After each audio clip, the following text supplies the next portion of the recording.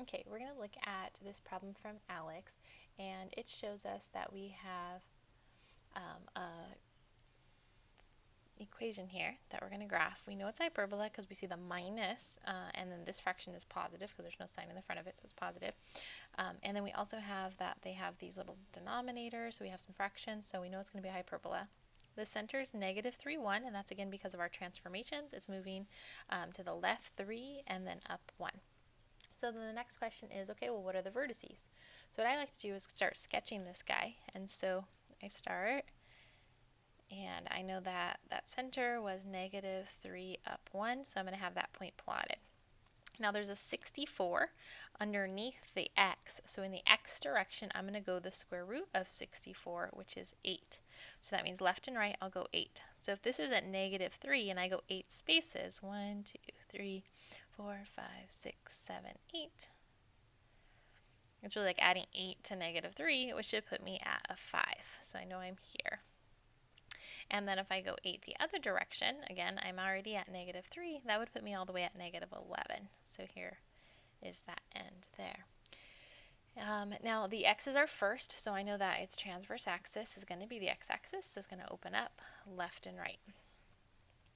I also need to go up and down to complete the little box, so I can draw my asymptotes for my hyperbola. So I look at underneath the y is a 36, so the square root of 36 is 6. So I'm going to go up and down 6. Now it's already at a height of 1, so to go up 6 would put me up at 7. And if I'm going to go down 6, then that would end up putting me at 5. So then if I sketch this guy,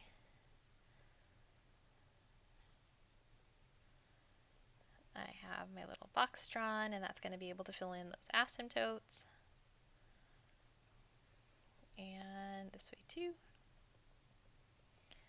And then I'm going to sketch my graph, which is going to be right here following those asymptotes.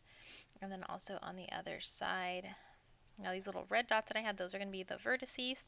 And so remember, I was at negative 3, 1, that was my center. And so if I shift to the right 8 spaces, my x value will now be a 5, still at a height of 1. And then if I go to the left 8 spaces, my x value will now be at negative 11. It just basically minus 8 and plus 8. So those are my vertices. And the next part asked me to find the foci. So remember that the foci are going to be basically what we open up to. So somewhere there and somewhere there. Not exactly sure. Let me undo that so I can find the exact values. But it's found by taking the distances. So we take these distances, a squared plus b squared, where this is the number underneath these values.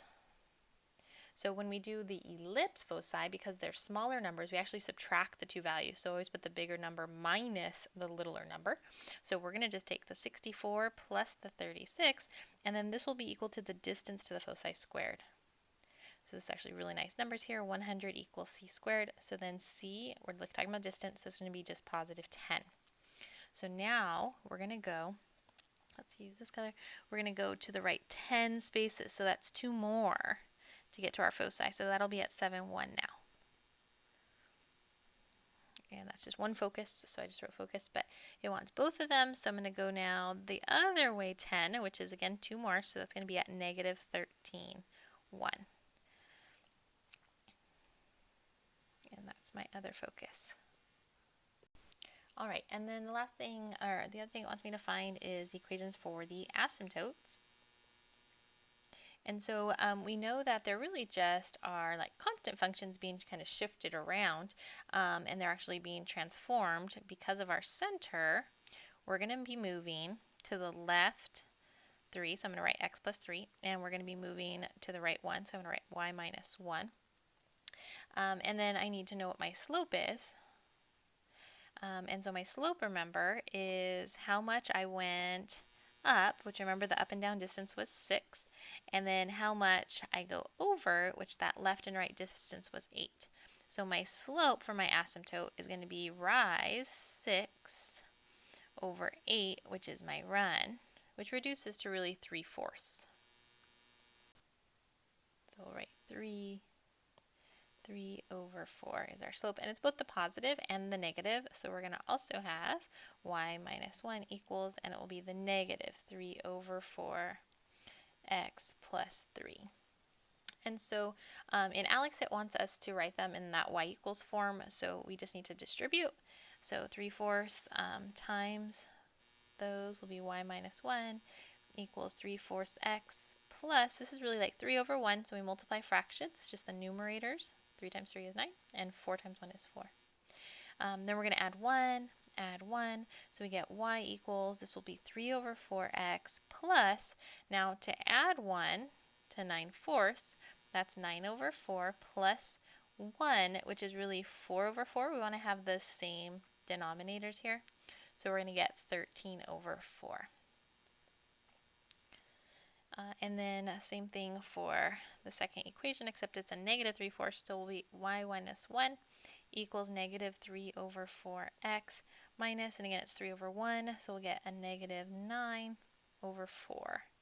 We add 1, so we get y equals negative 3 over 4x, and then again these guys combine, that's negative 9 over 4 plus 1, which is really 4 over 4. And that will be negative 5/4, combining the numerators. If fractions are not that good to you, you could also remember, you can use your calculator, it's totally fine, but hopefully this is okay. So hope that helps. And then when you go to graph it, it will ask you to place the vertex first. So I mean, we already did the sketch of it, but within ALEKS, it's going to ask you to place the vertex first. So you'll make sure that you identify the point, negative 3, 1. After you plot that, it'll ask you to plot a vertex. And so we already know the vertex is going to be 5, 1.